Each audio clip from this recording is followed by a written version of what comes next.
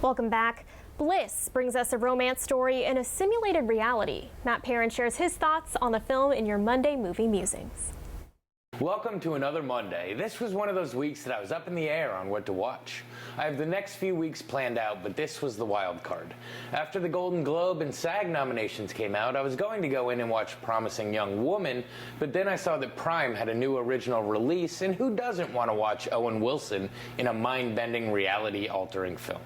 So without any further ado, let's take a look at Amazon's newest offering with Bliss. Our movie begins with Greg Whittle, played by Wilson. He is recently divorced and spends his time at work doodling a dream home to the point it affects his production and he is fired. Leaving the office, he heads to a bar where he meets the mysterious Isabel, played by Salma Hayek. She informs him that he is real, unlike everyone else, and demonstrates her ability to manipulate reality, and through a drug, shows him that he can do it too.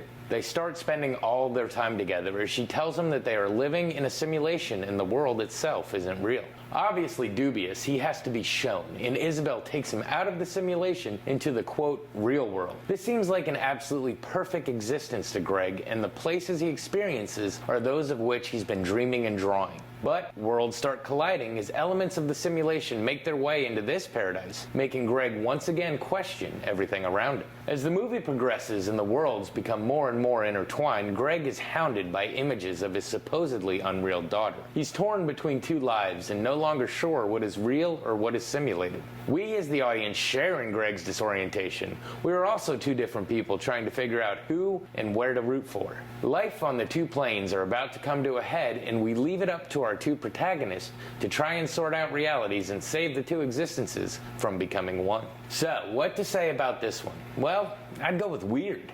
The movie keeps tossing you around, making you believe one thing and then showing you another. Owen Wilson and Salma Hayek definitely show you their range, having you enjoy and root for their interactions one moment and then despising what they do the next. The movie keeps you guessing as to what is real, what isn't real. Is this all a narcotic-induced fever dream? Who's to say? But even when you get to the end and you think you have it all figured out, you find yourself questioning it later. I guess it shows us that the world is what you make of it. People can become apathetic and take the perfect existence for granted. Do the bad things in life make the good that much sweeter? Does there have to be pain to appreciate pleasure? Yes, these are the questions that are tackled in this 100-minute sci-fi romance.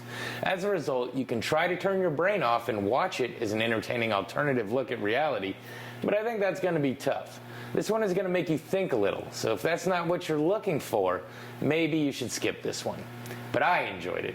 It's kind of like a little cousin to The Matrix or Vanilla Sky. Plus, how often do you get to see Bill Nye the Science Guy hanging out in a fantasy flick? We're not looking at an award-winning movie, but one that's entertaining, even if you have kind of seen the premise before. This has been your Monday Movie Musing. Back to you. Well, stick with us. Tyler has one last look at your forecast when the news at noon continues.